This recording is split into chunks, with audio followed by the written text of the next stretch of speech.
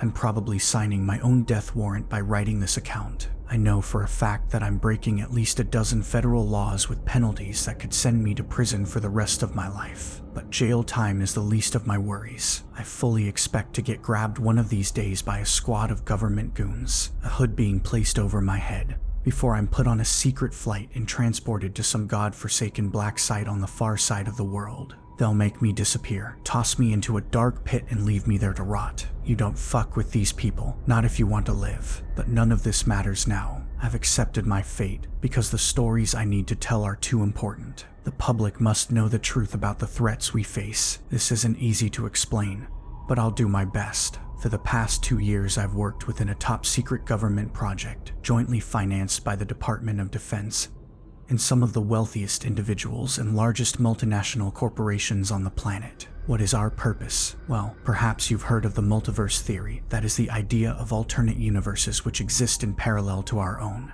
Well, our scientists have not only proved the existence of multiple universes, but have developed the technology to allow human beings to cross over and visit these alternate versions of Earth. I'm not going to give away many details of the technology we use to cross over or the science behind it. I'm avoiding this area for 2 reasons. Firstly, I wish to protect my identity for as long as possible and therefore have no intention of revealing my precise role in the project. Don't get me wrong, I know the government will catch up with me eventually, but I want to keep them guessing for as long as possible, and I need to stay alive long enough to finish my story. Secondly, I don't want to drop any hints to America's enemies that would help them develop their own trans-dimensional portals. I know for a fact that China and Russia are working on their own TDPs, and they'll probably get there within the next couple of years. But the situation is fucked up enough already, and a multiverse race will only exacerbate the problem. However, it goes without saying that our portal technology took years to develop and cost many billions of dollars, not to mention the human cost and casualties. To be fair, the taxpayer hasn't fitted the entire bill, as a vast amount of money has been pumped in by the private sector. On paper, this is a scientific mission, but the reality is more complex. The political and business elites look at our world and fear for the future of humanity. With overpopulation, climate change, the threat of war, and global pandemics all in the mix, many experts believe our world is doomed and so are looking for an exit strategy. Terraforming Mars isn't considered feasible, nor is sending a generation ship to another star system. So, their plan is to find an alternate version of Earth that's less damaged and fucked up than our own and establish a seed colony upon it. Needless to say, this colony will be populated by the wealthy elite and their offspring, as they leave the rest of us to burn on this slowly dying planet. Pretty fucked up, right?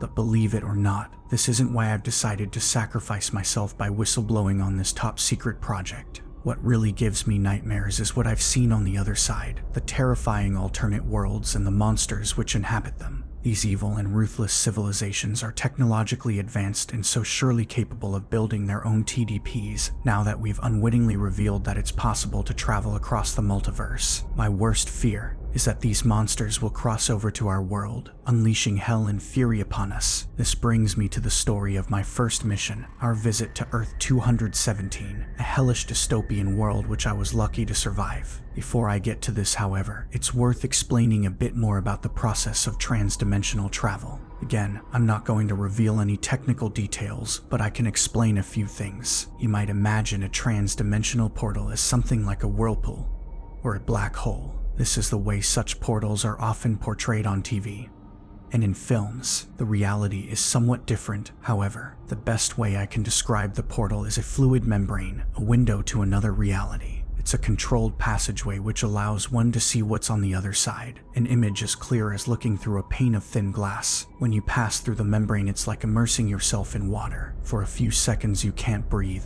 and everything goes dark, and for a terrifying moment your brain panics as you think you won't make it. But then you pass through to the other side, taking a deep breath of clean air, and never having felt so relieved to be alive. Needless to say, it takes an astronomical amount of energy to open a portal and to keep the field stable long enough for a team to cross over safely. The money and power that goes into this means it's only possible to keep a portal open for 2 minutes, and the passageway is only wide enough for 2 men to cross over, walking shoulder to shoulder. Therefore, we can only deploy small teams with the bare minimum of equipment. We can't bring whole vehicles through, so we need to rely on quad bikes and motorcycles, and we use small, short to medium range drones for reconnaissance. The initial crossing is a tight and well-organized procedure, but the return trip is often frantic and chaotic. The survey teams aren't able to open a TDP from their end. This must be done from the research facility back on our Earth. The timeline is tightly coordinated, with the portal being reopened exactly 24 hours after the initial crossing.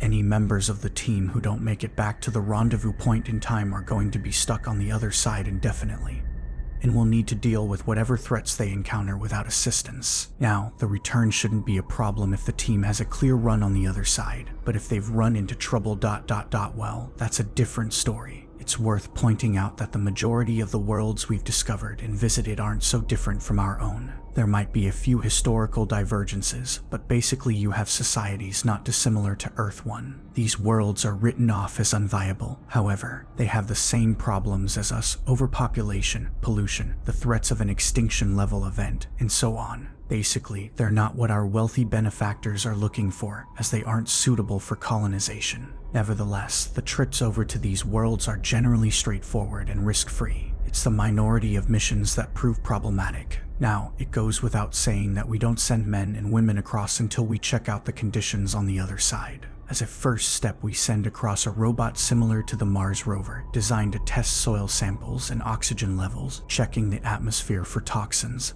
and background radiation. The latter could indicate that a nuclear war has occurred at some point in the planet's recent history. On 2 occasions, the probes haven't returned. One time, the robot emerged in the stratosphere, floating aimlessly through space before the communication feed cut out. Our theory is that, in this universe, the Earth itself had been destroyed and broken up into debris. On another mission, the robot discovered a dead planet without any signs of life, and no evidence that it had ever existed. The temperature was so high that the robot burned up within a minute, and the mission was abandoned. Most times, however, the probe will send back its data for analysis, and our people will assess that it's safe to send in a survey team. Things become interesting when we discover a world very different to our own. The most viable world we've visited is one where Homo sapiens went extinct before the last ice age, and instead Neanderthals have evolved to become the dominant species. However, this Neanderthal civilization hasn't developed at the same rate as ours. They never reached the Industrial Revolution,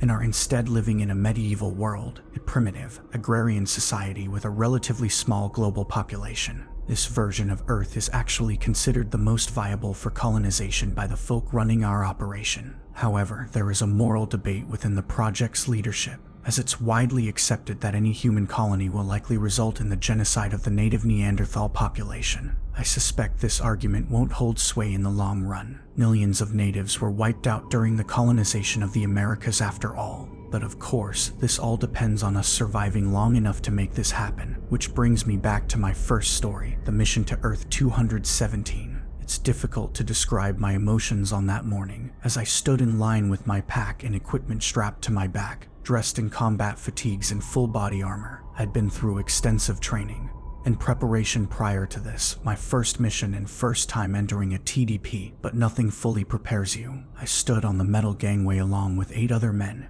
and women, each ready to push forward either a box full of equipment or a bike, all fixed up to a rail to allow quick access to the TDP. The portal wasn't open yet, but we knew we'd need to move quickly whenever it did, and the entire team had worked together through training to ensure we could complete our crossing within the tight 2-minute window. Our team leader stood at the bottom of the gangway, close to the vast array of powerful equipment which would be used to open the TDP in just a few short minutes. I'm not going to name the man, nor will I identify anyone involved in the project. Instead, I will use aliases. Many of these people are still alive and working on the project. Others have died, often under horrific circumstances during missions. Their families have been told fake accounts of how their loved ones died, and given the terrible truth, I believe it's better they continue to believe these lies. Sometimes the truth is too hard. Our team leader on that mission was an ex-military officer, and for the purposes of this account I'll refer to him as Custer. I'll never forget the way Custer looked that morning,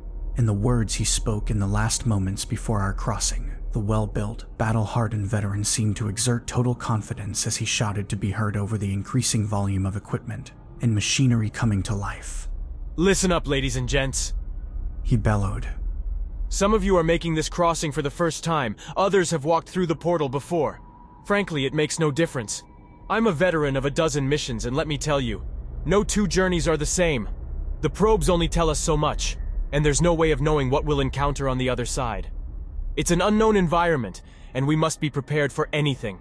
Some of you are ex-military, others are experts in your individual fields. Geologists, climatologists, anthropologists, tech, and communications. You're all vital members of the team, but never forget that this is a team, and I am your leader. Military or not, when we're in the field, my word is final. Remember your training, listen to my orders, and you'll get home safely. Now, am I making myself clear? Yes, sir. We answered in unison, the ex-military personnel doing so rather more enthusiastically than us civilians. Other than Custer, there were 3 other members of the security team, Mitch, Jerry, and Kaz. All were heavily armed and appeared focused and deadly serious. If they were as scared as me, they were doing a good job hiding it. The rest of the team was made up by our medic, who I'll call Doc, our tech guys Phil and Juan, and our team geologist Helen. It was a damn good team, and we'd spent weeks in intense training in preparation for this mission, forming a close bond with each other in the process. I can't help but feel a terrible sadness when I think back to that time, given what happened. But at that moment, we were still a team, pumped up with adrenaline and ready to undertake our mission. My legs were shaking as the spectrometer burst to life, the power surging through the conductors as the initializing process commenced. My brain was racing as I imagined all the things that could go wrong. Would today be the day that the stabilizing field failed and the whole facility was blown to kingdom come? Or perhaps the entire team would fall into limbo, lost in the nothingness between the 2 universes. But I had to put these fears to the back of my mind, as there was simply no time for hesitation or doubt. Suddenly there was a burst of blinding light, followed by a wave of intense heat which almost knocked me off my feet. When I opened my eyes, I saw it. The trans-dimensional portal, a window to another world, suddenly opened against the back wall of the bunker. I stood there awestruck for a moment, staring at the incredible scene before me. Perhaps part of me still hadn't believed a TDP was possible, and my brain couldn't come to terms with it. But I was soon awoken from my trance by Custer's barked orders. Move, goddammit! Get the equipment through! The clock is ticking! I remembered my training as I shoved the metal container boxes down the rail, physically exerting myself as I worked with my team members. 2 minutes, that's all we had. I didn't think we'd make it, but Custer knew what he was doing. Container boxes and vehicles went down the rail and through the portal, followed by people, human beings disappearing into a fluid membrane, temporarily ceasing to exist in any universe until they suddenly emerged in an alternate reality. I hesitated for a brief second before it was my turn to cross, only to feel a firm hand on my back, physically pushing me forward. I literally fell through the membrane, my brain racing in panic as all the air left my lungs. For a terrifying moment, I knew nothing but darkness, a non-existence that is almost impossible to explain to anyone who hasn't experienced it. But, thank God, it only lasted for a moment. My limp body spilled out on the other side of the portal, hitting the ground hard as the bile rose up my throat and I vomited all over the grass. My head throbbed and my whole body shook as I struggled to breathe, and I adjusted my eyes to my new environment. A moment later, someone pulled me up to my feet, and I was amazed that I could stand without support. I glanced back just in time to see the portal vanish into thin air. It was too late to turn back. We were over here in this alternate universe, and entirely reliant on our colleagues back on Earth 1 to bring us home. If anything went wrong over there, we'd be trapped here forever. A terrifying prospect, but I couldn't think about it at that moment. I needed to focus on the mission. Welcome to Earth 217, ladies and gents! Custer boomed. People around me were already jumping into action, our security people setting up a defensive perimeter, while our tech guys recovered and set up their equipment, checking that nothing had been damaged during our crossing. I examined my surroundings, finding myself standing on top of a small grassy hill. The sky above was blue, with only a few specks of white cloud to be seen. All this was a good sign, as was the fact that I was breathing clean air. Not bad, huh? I turned around to see Helen, our team's geologist, an attractive and intelligent woman in her late 20s. Helen was one of my closest friends during our training. I agreed without committing too much. Could be our Goldilocks world. Helen added. But we still have tests to run. Air quality is all good, said Juan, one of our tech guys, as he typed into his laptop. Let's get the transmitter set up, then we'll send the drone for a spin.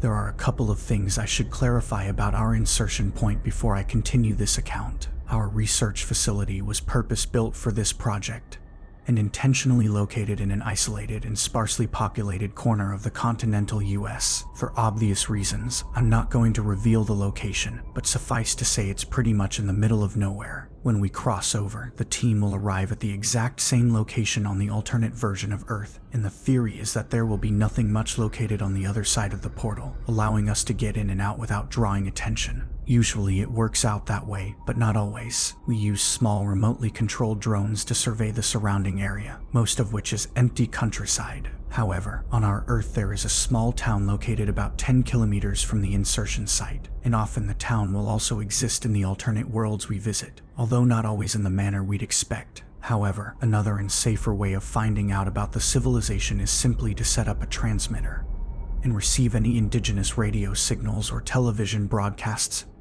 in the vicinity. We've learned almost everything we need to know about numerous alternate worlds by using this simple method. For the next few hours we got to work, patrolling the perimeter, taking soil samples, and collating and analyzing data. The initial survey didn't bring up much concern. If anything, the air was cleaner and less polluted than back home. My job, for what it's worth, was to analyze the drone footage and broadcasts to make an assessment on what type of civilization we were dealing with.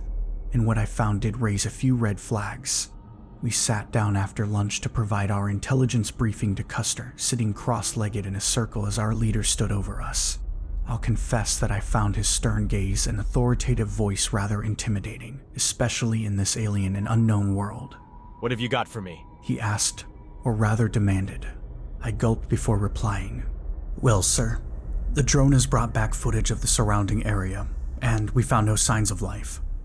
The town exists in this world, but it appears to be uninhabited, and the evidence suggests it's been so for quite some time. The buildings are crumbling, and whatever vehicles we can see are rusted wrecks. Most of the roads in the area are nothing more than dirt tracks. The road to the north looks like it's been paved in the recent past, but clearly it's not a busy throughway. We've not seen any human beings, although that's not to say there's nobody around. What about the airwaves? Custer interjected impatiently. Well, that's been more difficult to interpret. I replied sheepishly, realizing from Custer's hard glare that he'd surely want more. What we've heard and seen can largely be regarded as propaganda. Military parades, political rallies, government-sanctioned information broadcasts. Not much in the way of cultural diversity. So, what does this mean? Custer interrupted. Clearly, he was losing his patience. I nervously shrugged my shoulders before answering. I can't fully commit myself without additional data, but my guess would be some kind of dictatorship or totalitarian regime. Great. Goddamn commie world, quipped Phil, one of our technicians. His joke earned him a few sniggers from the assembled team members, but a hard glare and harsh words from our leader. Shut your damn mouth! Custer shot back. The former military officer stood still for a moment, staring off into the distance as he engaged in quiet contemplation. After a tense delay, he opened his mouth to speak, delivering his orders concisely and with confidence. We're going in! He commanded. I temporarily forgot myself, calling him out in shock. Are you sure about that, sir? What about the protocol? I'm the leader over here, and what I say goes. Custer shot back angrily. We must gather more data. Isn't that what you said? I nodded my head in reluctant agreement. Well, so it's settled. We'll take a 4-man team down to the old town, see if it's really as abandoned as it looks. I'll lead the team. He pointed directly at me. You'll ride with me. Kaz and the doc will be our backup. We move out in 10. Get your shit together, people. I experienced a moment of intense dread in that moment. I didn't want to go on this mission, but knew I had no choice. But of course, I had no idea of what lay ahead. It was almost dusk by the time we reached the seemingly abandoned town. We drove to the location on 2 quad bikes, doubled up. I rode with Custer, while Kaz and the doc had the second bike. Kaz was a tough ex-Marine in her mid-30s, a strong woman who'd spent her life needing to prove herself in a male-dominated environment. The doc was our team's medical attendant. He was an odd man with peculiar obsessions. As I recall, he'd never really bonded with the rest of the team during our training, and we all regarded him with a degree of suspicion. I got the distinct feeling that Kaz wasn't happy about riding alongside the doc, but she didn't question her orders. To this day, I still don't know why Custer ordered the reconnaissance mission, especially given the risks and unknowns involved. I can only assume he was acting on orders from higher up. The town itself could be described as anywhere USA, small, out of the way, and unremarkable. When we descended from the hills and drove through the main street, we confirmed what the drone footage had already told us. This was a ghost town of crumbling buildings, smashed storefronts with faded signs, and rusty old automobiles which looked like throwbacks from the 1950s. Obviously, the settlement had been abandoned decades ago. But why? There were no toxins in the air, no background radiation. It was as if the entire population had just upped and left one day for no apparent reason. At first glance, there were no signs of life. Nevertheless, I felt incredibly uneasy as we drove down that debris-strewn main street. The hairs stood up on the back of my neck as I got the distinct feeling we were being watched. Suddenly, I saw a flurry of movement out of the corner of my eye, turning to see a dark figure disappearing behind the smashed-up wreck of a truck. "Did you see that?" I whispered in a panic. Keep calm. Custer answered in an authoritative tone. He put his foot down on the accelerator, but a few yards down the road we hit an invisible wall, as all of our tires were pierced simultaneously, bringing our quad bike to a sudden halt. Fuck! Custer swore. They've spiked the road. In an instant, he jumped off the bike and pulled his assault rifle from his shoulder, and a moment later he dragged me from my pillion seat, pulling me down to the ground as we took cover behind the now immobile quad bike. Custer shouted back to the second bike, which was yet to hit the spike trap. Stop! Ambush! Get down! Kaz responded in an instant, bringing her vehicle to a halt before descending with her rifle at the ready. The doc kept his head up, scanning the horizon with curiosity until Kaz pulled him back. I peeked over the top of our vehicle and saw the street suddenly come to life as armed figures emerged on rooftops and shattered windows, aiming their guns straight at us. I don't know how our drone had missed this armed group during its run, but obviously they'd remained hidden in order to mount an ambush. In a panic, I scanned the street and counted at least a dozen armed men and women surrounding us on all sides. There were only 4 of us, and only Custer and Kaz were armed. I know little about combat, but it seemed obvious to me that we wouldn't stand a chance if it came to a shootout. A tension-filled standoff ensued before a voice from the other side broke the silence. "We've got you outgunned and surrounded. You don't have a chance. Put your guns down and come out with your hands up." I couldn't see the man speaking, but it sounded like he meant business. Judging by his response, Custer clearly agreed. Fuck! He swore under his breath before calling out his response. Okay, we're putting our guns down. Don't shoot us. We mean you no harm. "We'll see about that," answered the suspicious voice from the other side. Custer carefully lay his assault rifle down on the ground before he slowly stood up, his hands raised above his head. I copied his actions, as did Kaz and the doc. My whole body shook as I struggled to stand. I couldn't believe we'd stumbled into this deadly situation, and feared what these people would do to us. Just let me do the talking. Custer whispered in my ear. I felt angry, knowing our team leader had gotten us into this mess. I had no idea what Custer was going to say to our captors. How could he possibly explain our presence here? Gradually, the ambush party emerged from their hiding places, approaching us with caution and with their guns still raised. I watched our captors under the fading light and was surprised by their appearance. The 12 included men, women, and even children. They were of various ages and different races, but all appeared disheveled and malnourished, their eyes tired and hungry and their faces filled with desperation. All were thin to the point of being emaciated and wore ripped and soiled clothing. I'm no expert on firearms, but their guns looked ancient and obsolete, a combination of World War II-era rifles and civilian shotguns. All in all, they looked like the kind of ragged armed survivors you'd expect to find in a dystopian wasteland. One of our captors stepped forward, slinging a grease gun over his shoulder as he came. He was a black man with a noticeable scar across his face and a hardened look in his eye. He seemed like a man who'd been to hell and by the way he carried himself, I guessed he was the leader of this ragged band. Wise decision. He said, with a slight grin on his dry lips. I recognized his voice, realizing he was the one who'd called for our surrender moments before. Custer opened his mouth to reply, but he never got the chance. At that moment, everybody's attention was drawn to the rooftops overlooking the street. I heard a low animalistic growl, which chilled me to my bones, looking up to see what I can only describe as a living nightmare. The creature was half man, half wolf, its snout packed with razor-sharp teeth and its eyes filled with intense hatred. I looked on in awestruck terror as the beast stood up on 2 feet, revealing claws as sharp as steak knives, and then it opened its horrible maw, unleashing a god-awful howl that drowned out every other sound. The armed men seemed frozen in fear for a second, until their leader prompted them to take action, screaming, Kill it!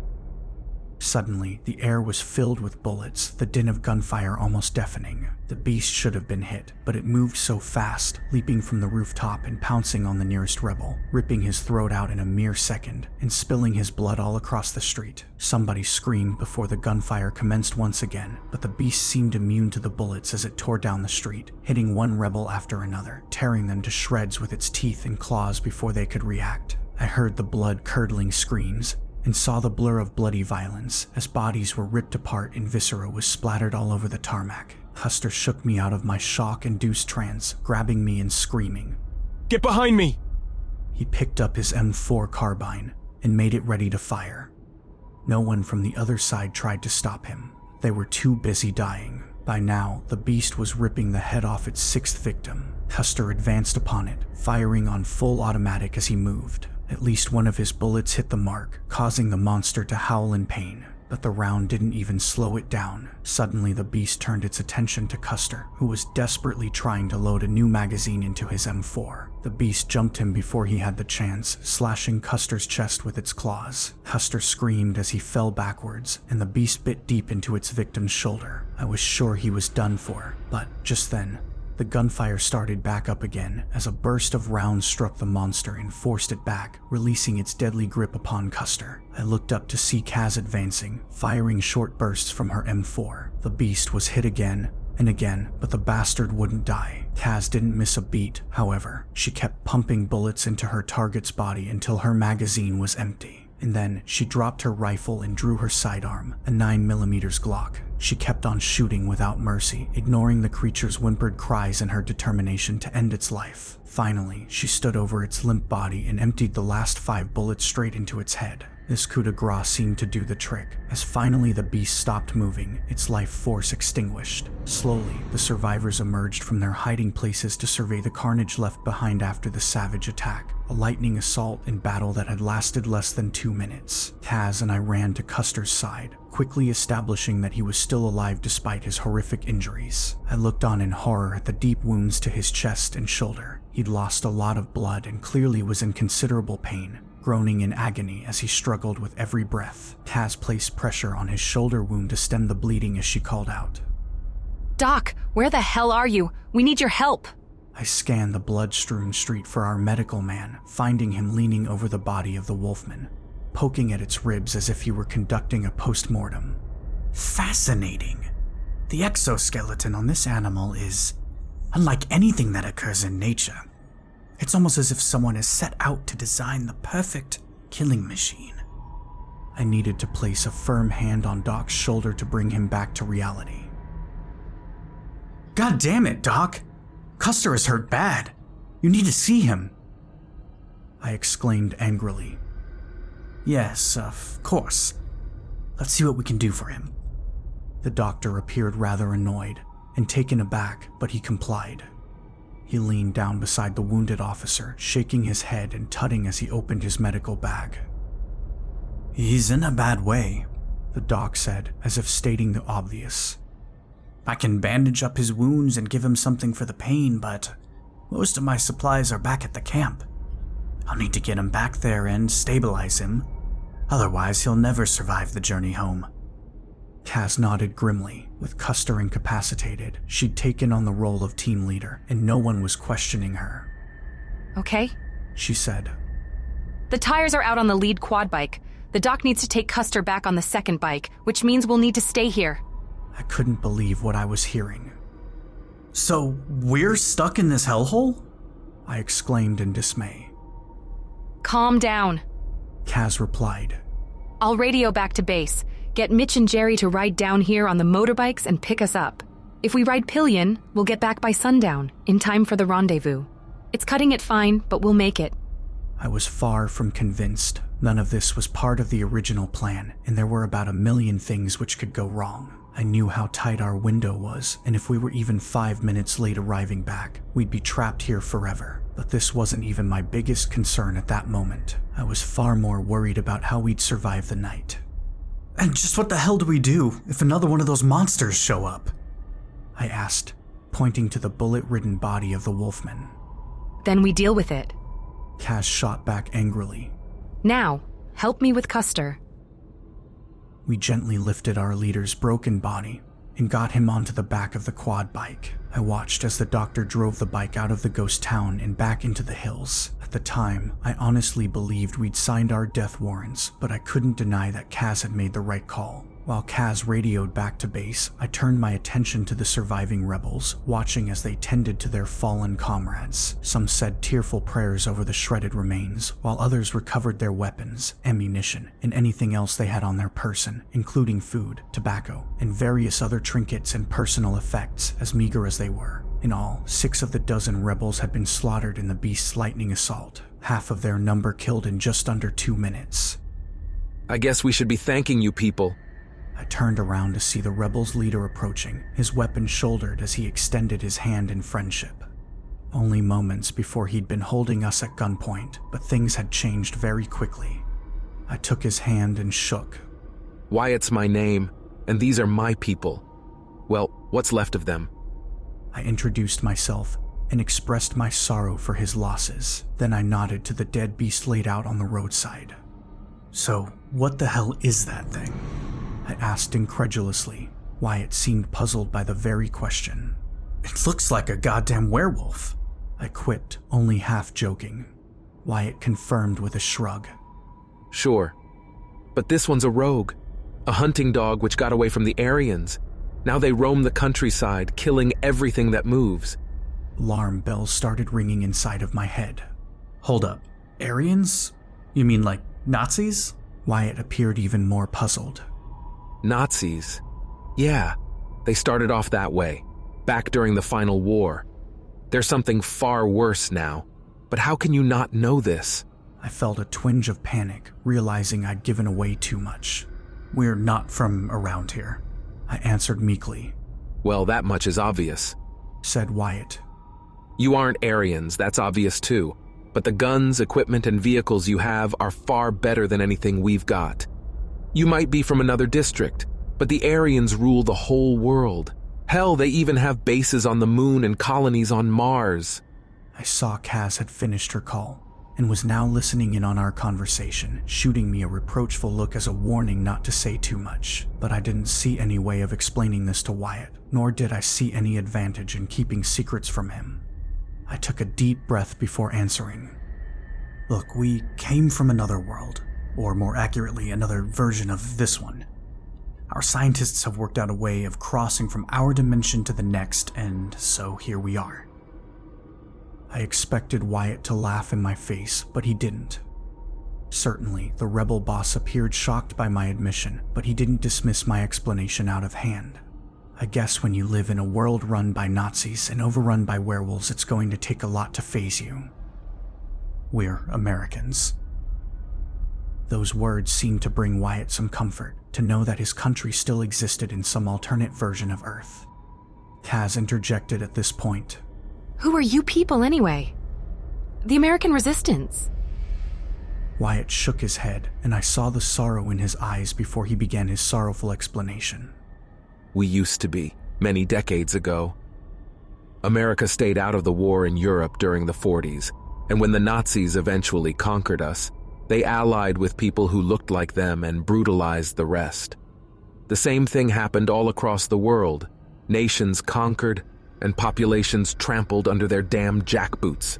They enslaved some and slaughtered the rest, first by firing squads, then by gas chambers and mass starvation, and finally by releasing viruses designed to kill non-Aryans. millions wiped out, whole continents emptied. Now the Nazis' descendants live in fortified plantations and citadels. They've used their evil science to create their damned master race. And worse. He pointed to the dead werewolf. Monsters like this, they're the result of their twisted experiments. Intelligent and super-strong predators, trained to be obedient to their masters. He raised his voice, and the anger and pain were evident in his words. And us? We're not the resistance anymore. We're goddamn prey. They hunt us down for sport, slaughter us like cattle. All us folk can do now is try to survive. We hide, move from place to place, and fight back when we can. But we're dying out. Year after year, our numbers grow smaller.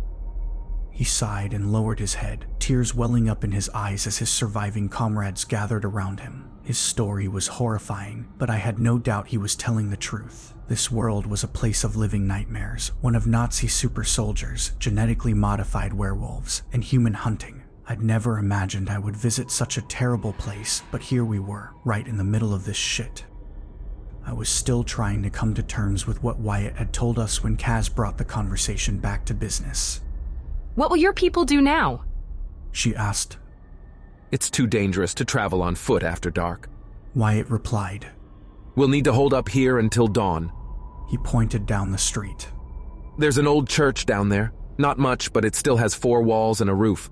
We'll take shelter there tonight. I'd suggest you come with us. It's the safest place to wait for your rescue team. I felt a cold chill as we walked down the tarmac. Somehow, I knew we were in for a hellish night. The old church was predictably a wreck, but as Wyatt had promised, it still had 4 walls and a roof, which made the place more habitable than most in the ghost town. Wyatt and his team went to work as soon as we took up residence, using discarded pews and various debris to barricade the doors and windows. Clearly, they expected a further attack during the night, whether by Nazis, werewolves, or whatever the hell else was out there. We'd barely survived the last attack, and so I dreaded imagining what would happen next. Kaz helped to organize the rebels' defenses, taking charge and adapting to the situation with typical military efficiency. I could do nothing but admire her courage and resilience. Kaz knew all too well that I was no fighter, so she gave me her Glock pistol and ordered me to stay at the back. She gifted Custer's M4 to Wyatt and gave him a quick tutorial on its use. The rebel leader looked as pleased as Punch with the upgrade. After the defensive preparations were made, there was little to do but wait. I engaged Wyatt and his people in conversation in an attempt to find out more about their world's society and tragic history, but they were understandably distracted and perhaps unable to answer my questions. It was a terrifying time as we sat in the ruined church staring out into the darkness, waiting on whatever nightmares might emerge to devour us. I did wonder why I'd ever gotten involved in this operation. What madness had driven me to come to this hellscape? Perhaps Kaz shared my regrets, but if so, she showed no signs, remaining cool and focused throughout. I can't describe the relief I experienced whenever I heard the whine of the motorcycle engines, followed by the burst of communication from Kaz's radio. I eagerly glanced out the window and saw the 2 security men riding in on their bikes. Our rescuers had finally arrived. My elation faded when I looked to the tired and desperate faces of Wyatt and his people, realizing we would be leaving them behind. But as it happened, fate intervened. As Mitch and Jerry pulled up in front of the church, a 3rd vehicle drove in from the opposite direction, its heavy diesel engine drowning out the sound of the motorcycles. I looked on in horror as a grotesque Jeep-like vehicle tore down the street, its powerful headlights illuminating the tarmac. The large automobile was heavily armored and bristling with weapons, and something much worse, 3 human skulls mounted to the hood in a horrific display. Fuck! Wyatt swore as he came up behind me. It's Steiner and his hunting party. They found us.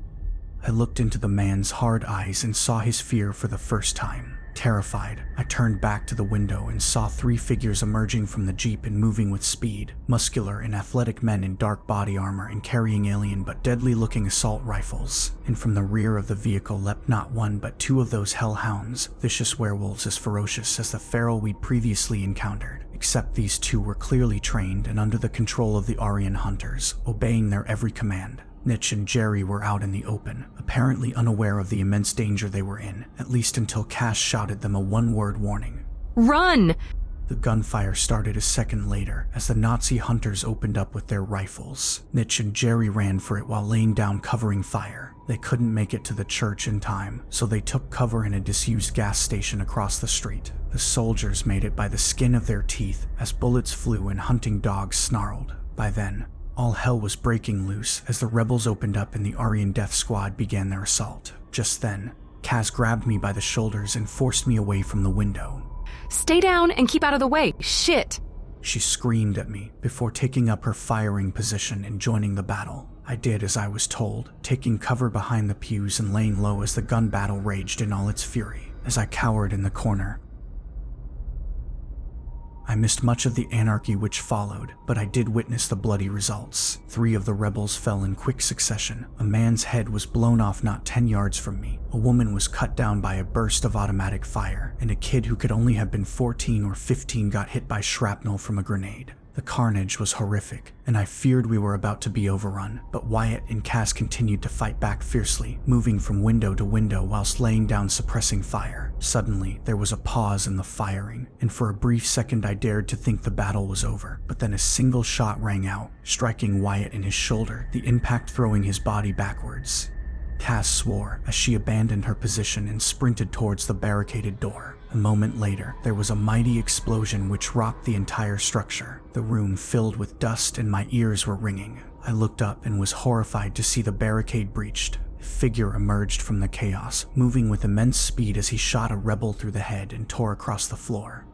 Kaz tried to stop him, but he floored her with a blow to the face. A second later, a ferocious werewolf tore into the church after its master, slashing a rebel to shreds with its mighty claws before he could get off a shot. Suddenly, I realized there was nothing, and no one standing between me and the beast, and I would need to defend myself. Raising my pistol with a shaking hand, I managed to fire a single shot, missing my target. The beast was so fast, and I never got a chance for a second attempt. In an instant it was on top of me, knocking me to the hard ground and pinning me down, its sharp claws cutting into my chest. Its maw was only inches from my face, its foul breath making me retch as its teeth snapped. I was certain I would die there. And then my head ripped off by the beast's mighty jaws. But clearly its master wasn't done with me yet. I heard a loud, high-pitched whistle and suddenly the beast released me, retreating to his master's feet. I struggled to breathe, hardly believing I was still alive. I looked for my pistol, but found it had been thrown clear, out of my reach. I couldn't stand in any case. Helpless and defeated, I glanced at the jackboots of my assailant, scanning upwards to see the muscular body in black combat fatigues and the large weapon aimed at my head. I noted the Death's head emblem on his uniform, surely a throwback to his Nazi ancestors. Blue-eyed, blonde-haired, and with chiseled Nordic features, but he glared down upon me like a predator would look upon its prey, casting a cruel and sadistic gaze which showed no hint of compassion or capacity for mercy. When he spoke it was in English, but his accent was vaguely European. "You people killed 2 of my men," he said in an accusatory tone. I struggled to reply through my quaking lips, stuttering my words. But the Nazi surprised me by merely shrugging his shoulders and laughing. "No matter. Those boys were weak. The truth is, our race has become soft. It's good to have some worthy adversaries after all these years. Although, evidently, you are no warrior." He paused, looking me over with contempt as I lay helpless before him. I spluttered, unable to find the words to respond. The Nazi grunted in disgust. "Cat got your tongue? Well, let me introduce myself. I am Commander Steiner, Lead Hunter General of District 23, North America. And you are an intruder in my district. Evidently, you're not one of these wretched bandits. Your equipment and weapons are too sophisticated. So, who in Hitler's name are you?" I kept my mouth shut, knowing all too well the consequences of revealing the truth to this monster. Steiner looked amused by my pitiful show of resistance. "Fine. It will be enjoyable forcing the truth from you. I consider myself something of an expert on torture techniques, and I'm always keen to find new subjects for my work." Steiner grinned sadistically as he shouldered his rifle, and drew a sharp and long dagger. I shuddered in terror at the sight of the blade, wanting to run but knowing I wouldn't make it far. Steiner's werewolf never took its eyes off me, its fangs dripping with blood and its eyes filled with hatred. Steiner advanced upon me, his eyes focused and his knife at the ready. In my panicked state, I saw movement out of the corner of my eye, a scream of fury from a voice I recognized. To my astonishment, I saw a wounded Wyatt charging across the floor, screaming like a berserker as he came. I looked to his hand and saw the deadly device he carried, a grenade with its pin pulled. The werewolf reacted fast to defend its master, but not quickly enough. The beast hit Wyatt, knocking him down, but the grenade detonated a second later, blowing them both to Kingdom Come. The explosion was so close I was deafened by it, as the blood and guts of the man and beast sprayed all over me in a sickening display. Somehow, I forced myself to my feet, surveying the carnage and gore before me. Wyatt had sacrificed his life to save me, and I could never thank him. I searched for Steiner, and saw his motionless and bleeding body laid out on the floor. I struggled through body parts, still in a daze when I spotted a figure approaching at speed. To my relief, I saw it was Kaz, badly bruised but on her feet and still fighting. She grabbed me firmly, shaking me out of my stunned daze. A moment later, we were running out of the church and back onto the street. I looked to the old gas station and saw what remained of Mitch and Jerry, the security men who were meant to rescue us. Jerry lay sprawled across the street, his head almost severed from his neck. Meanwhile, Mitch sat leaning against a wall, his head slumped and his guts torn out, the M4 laying by his side. A dead werewolf, riddled with bullets, lay about 6 yards from him. Evidently, the two men had died fighting the beast. I spared a thought for my fallen comrades before being interrupted. Just then, the hunter's grotesque jeep pulled up alongside me, with Kaz in the driver's seat. You can't be serious. You want to ride in that thing? I exclaimed in disbelief.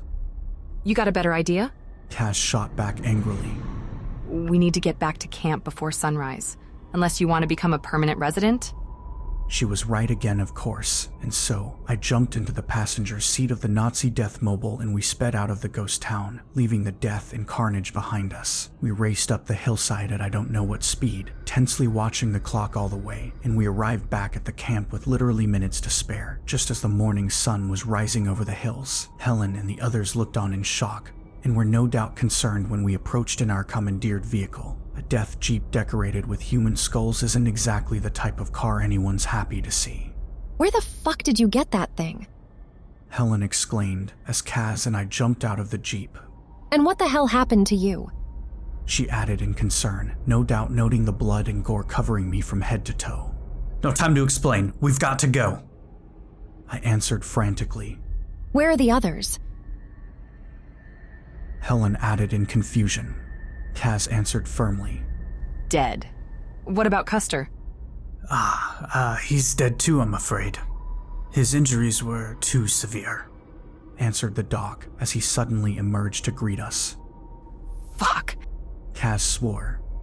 But there was no time to grieve, as just then there was a burst of light and energy on the hillside, only yards from where we stood. They were reopening the portal from the other side, creating a passageway for our return. I scanned the base camp and saw how the team had already packed up our gear, ready to ship. It was protocol not to leave any equipment behind when we left, but this mission had already gone to shit. Still, I watched with joy as the portal opened, and I thought we were finally safe. But once again I was wrong. I heard at first the ominous drone of rotor blades, and then Juan, one of our technicians, cried out and pointed. What the fuck is that?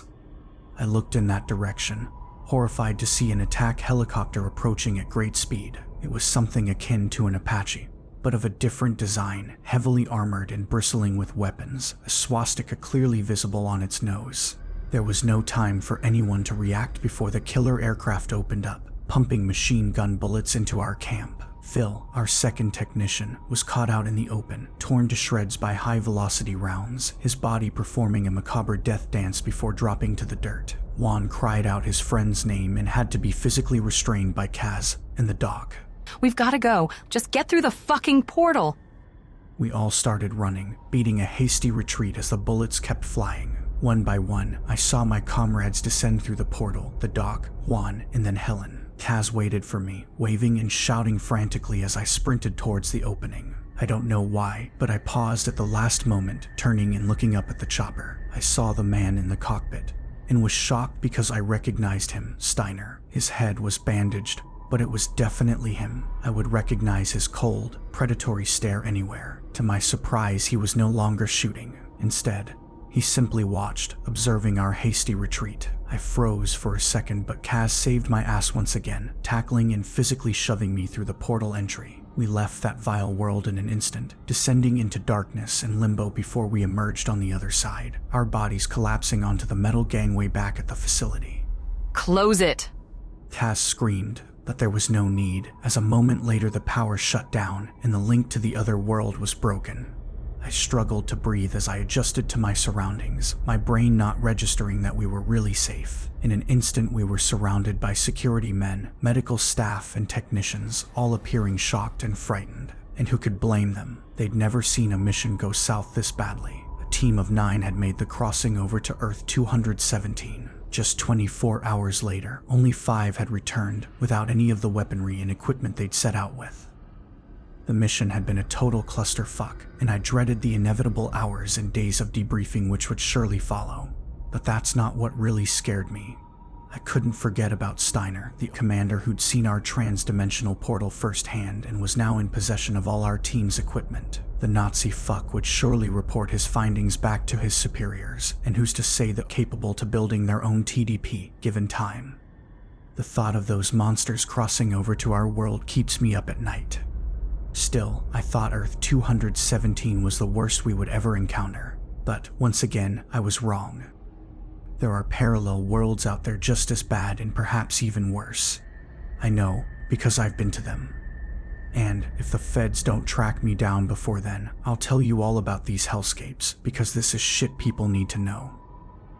Until next time, my friends.